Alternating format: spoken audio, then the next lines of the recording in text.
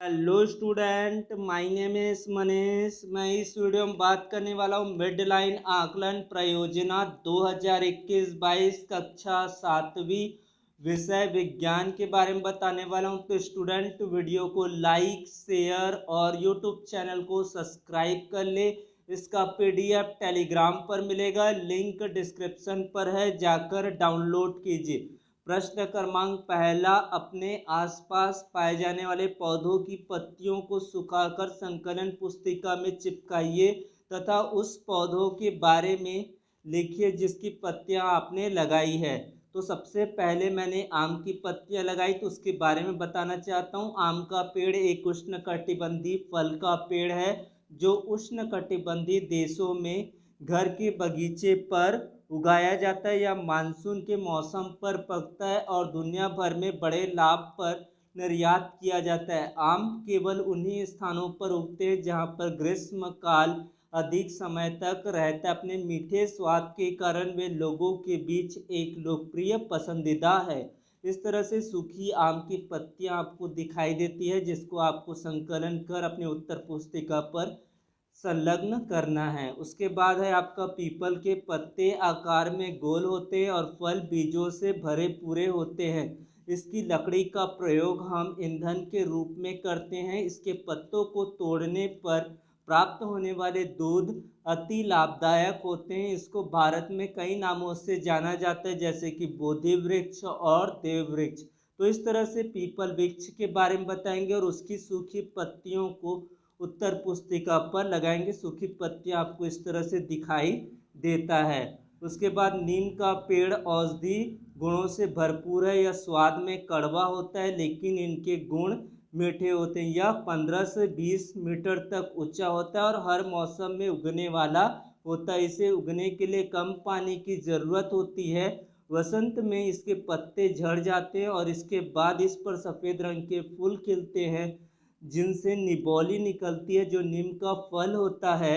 नीम का पेड़ पूरे विश्व में पाया जाता है लेकिन यह भारत में सबसे ज़्यादा देखने को मिलता है। नीम की सूखी पत्तियां इस तरह से आपको दिखाई देती है। इसका संकलन कर अपने उत्तर पुस्तिका पर संलग्न करना है। तो पहले का ये पूरा 3 टॉपिक के बारे में बता सकते हैं। उसके बाद आपको वायुमापी यंत्र का मॉडल बनाकर कक्षा में आपको प्रदर्शन करना है। तो यहाँ पर आपको वायु मापी का मॉडल बनाने के लिए आपको एक बोतल की ज़रूरत पड़ेगी और जो डिस्पोजल जो बाहर में आपके पास आसपास में जो मिल जाते हैं वहाँ से उसको इकट्ठा करना है। तो इस तरह से जो चित्र में दिख रहा है उस तरह से आप उसको संयोजित कर देंगे और उस तरह से इसको गोल आपको घुमाना है। घुमाकर आपके मॉडल को प्रस्तुत करना होगा। ये बॉटल है, बॉटल पर आप लकड़ी लेंगे, इस तरह से इसको संयोजित कर देंगे तो वायुमापी का इस तरह से मॉडल अपनी कक्षा पर प्रस्तुत कर सकते हैं। यहाँ पर इसके चित्र दिख रहा है। आपको बनाने में इसमें कोई कठिनाई नहीं है। आपको सिर्फ एक बॉटल चाहिए और आपको छोटी छोटी लकड़ी चाहिए जिससे आप इसको इस तरह से संयोजित कर पाए, और आपको डिस्पोजल चाहिए या आप प्लास्टिक के कप भी का उपयोग कर सकते हैं। तो इस तरह से आपको वायु मॉडल का प्रस्तुत करना है। उसके बाद अगला प्रश्न देख लेते हैं। अपने आसपास उपलब्ध जल स्रोतों की सूची बनाकर उल्लेख कीजिए कौन सा जल स्रोत पेयजल के लिए उपयुक्त होता है और कौन सा जल नहीं। बचत के लिए 5 नारे अपने बड़ों से पूछकर लिखिए। जल के स्रोतों एवं उससे संबंधित चित्रों का संकलन भी आप अपनी उत्तर पुस्तिका पर लगाना है। जल स्रोत होता है बच्चों समुद्र होता है। समुद्र में सबसे ज़्यादा पानी 97% जल समुद्र में ही उपलब्ध है जो अनुपयुक्त होता है पीने के लिए। क्यों? क्योंकि उसमें आपका खारापन होता है और अशुद्धियाँ बहुत सारी इम्प्योरिटीज़ होते हैं। नदी का जल भी अनुपयुक्त होते हैं क्योंकि अशुद्धि की मात्रा ज़्यादा होती है। वर्षा का जल अनुपयुक्त होता है क्योंकि इसमें भी अशुद्धि मिली होती है, बहुत सारी अशुद्धि होती है। इसके कारण वर्षा के जल को पीने योग्य नहीं माना जा सकता। कुआं का जल होता है उपयुक्त होता है पेयजल के लिए क्योंकि भूमिगत जल होता है, अशुद्धियों की मात्रा कम होती है। अशुद्धियाँ तो होती है लेकिन कम मात्रा पर होती है जिसको छान कर अलग किया जा सकता है, फिल्टर कर सकते हैं या फिर बॉइलिंग प्रोसेस से उसको हम इसको पेयजल युक्त बना सकते हैं। नलकूप में भी आपका भूमिगत जल होता है, अशुद्धि की मात्रा कम होती है। तो इस तरह से एक कॉलम बनाकर आप इसको पूरा कर लेंगे और उसके बाद आपको नारा बता रहा हूँ बच्चों, जिसको आप अपने उत्तर पुस्तिका पर लिखेंगे। पानी हम बचाएंगे, देश में खुशहाली लाएंगे। पानी हम बचाएंगे, देश में खुशहाली लाएंगे। जीवन का एक ही विकल्प जल संरक्षण। जल संरक्षण को अपनाना होगा, हर एक व्यक्ति तक इसे पहुंचाना होगा।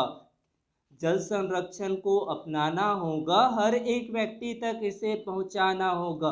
प्रकृति का है ये उपहार, जल को इस तरह ना करो बेकार।